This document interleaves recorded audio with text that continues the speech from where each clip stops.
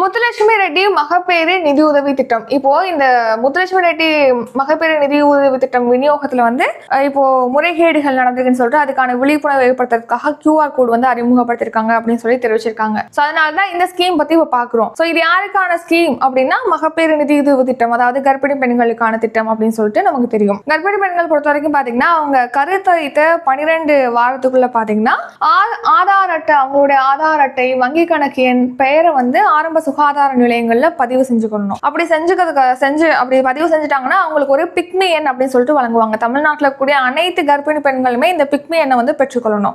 நிதி உதவி பெறுவதற்காக அப்ளை பண்ணலாம் இந்த ஸ்கீம் கீழ், இந்த திட்டத்தின் கீழ். அப்படி அப்ளை பண்றவங்களுக்கு பாத்தீங்கன்னா 4வது மாதம், அவங்களுடைய 4வது மாதத்துல 6000 ரூபாய் உதவித்தொகை அவங்களுடைய வங்கி கணக்குல செலுத்தப்படும். அடுத்து குழந்தை பிறந்ததுக்கு அப்புறம் 4வது மாதத்துல 6000 ரூபாய் மறுபடியும் செலுத்துவாங்க. குழந்தை பிறந்த 9வது மாதத்துல 2000 ரூபாய்ன்னு சொல்லிட்டு மொத்தமா உதவித்தொகை பாத்தீங்கன்னா இந்த திட்டத்தின் கீழ் ஏழை கர்ப்பிணி பெண்களுக்கு 14000 ரூபாய் வழங்கப்படுகிறது. 2 சத்துணவு பெட்டகங்கள் வழங்குவாங்க. ஒரு சத்துணவு பெட்டகத்துடைய மதிப்பு எவ்வளவுனா 2000 ரூபாய். 3வது மற்றும் 6வது மாதத்துல இந்த சத்துணவு பெட்டகமானது வழங்கப்படுது. மேலும் இந்த முத்துலட்சுமி ரெட்டி மகப்பேறு நிதியுதவி திட்டம் அப்படிங்கிறது பாத்தீங்கன்னா மத்திய அரசுடைய பிரதமரின் மாத்ரு வந்தனா யோஜனா திட்டத்துடைய ஒருங்கிணைந்து செயல்படுத்தப்படுது. இந்த முத்துலட்சுமி ரெட்டி மகப்பேறு நிதியுதவி திட்டமானது தமிழ்நாட்டில் செயல்படுத்தப்படுது.